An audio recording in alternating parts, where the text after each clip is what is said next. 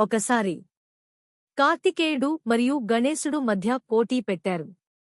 ప్రపంచాన్ని చుట్టి ముందుగా వచ్చేవాడే గెలుస్తాడు అని నిర్ణయించారు. కార్తికేయుడు వెంటనే తన మయూరంపై ఎక్కి ప్రపంచ యాత్రకు బయలుదేరాడు. కాని గణేశుడు తన తల్లిదండ్రులైన శివుడు మరియు పార్వతి చుట్టూ 3 సార్లు ప్రదక్షిణం చేశాడు. అతను చెప్పాడు, మీరిద్దరూ నా ప్రపంచం. దేవతలు ఈ జ్ఞానాన్ని చూసి ఆశ్చర్యపోయారు.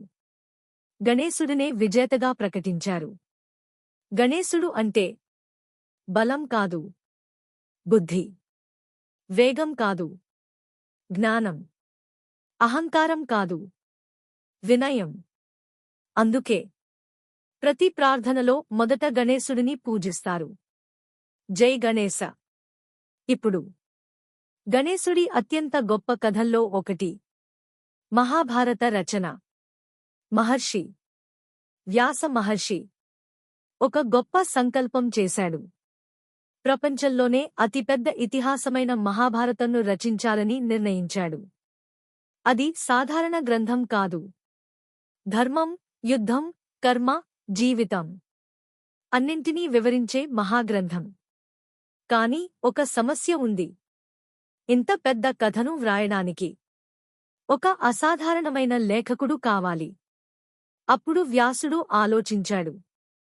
ఈ పని చేయగలిగేది ఒక్కరే. అతడే గణేశుడు. వ్యాసుడు గణేశుడిని ప్రార్థించాడు.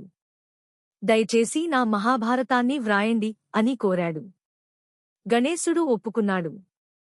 కాని ఒక షరతు పెట్టాడు. మీరు ఆగకుండా చెప్పాలి. నేను ఆగకుండా వ్రాస్తాను. వ్యాసుడు కూడా ఒక షరతు పెట్టాడు.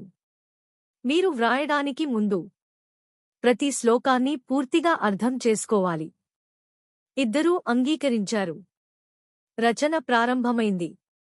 వ్యాసుడు చెప్పడం మొదలుపెట్టాడు. గణేశుడు వేగంగా వ్రాయడం ప్రారంభించాడు. అది ఒక అద్భుత దృశ్యం. జ్ఞానం ప్రవహిస్తుంది. పదాలు నదిలా సాగుతాయి. ఒక సమయంలో గణేశుడి కలం విరిగిపోయింది. ఆపడం కుదరదు. ఎందుకంటే తన మాటకు కట్టుబడి ఉన్నాడు. అప్పుడు గణేశుడు ఏం చేశాడు? తన స్వంత దంతాన్ని టాస్క్ విరిచాడు. దానిని కలంగా ఉపయోగించాడు. అలా తన శరీరాన్నే త్యాగం చేసి మహాభారతాన్ని పూర్తి చేశాడు. ఇది కేవలం కథ కాదు. ఇది ఒక గొప్ప సందేశం. పని పట్ల నిబద్ధత, త్యాగం, జ్ఞానం పట్ల గౌరవం. అందుకే గణేశుడిని ఏకదంతుడు, ఒకే దంతం ఉన్నవాడు అని కూడా అంటారు. గణేశుడు మనకు నేర్పేది పని మొదలుపెడితే ఆపకూడదు. అర్థం చేసుకుని చేయాలి. అవసరమైతే త్యాగం చేయాలి. అందుకే ప్రతి విద్యార్థి, ప్రతి ప్రారంభం గణేశుడితోనే మొదలవుతుంది. జై గణేశ.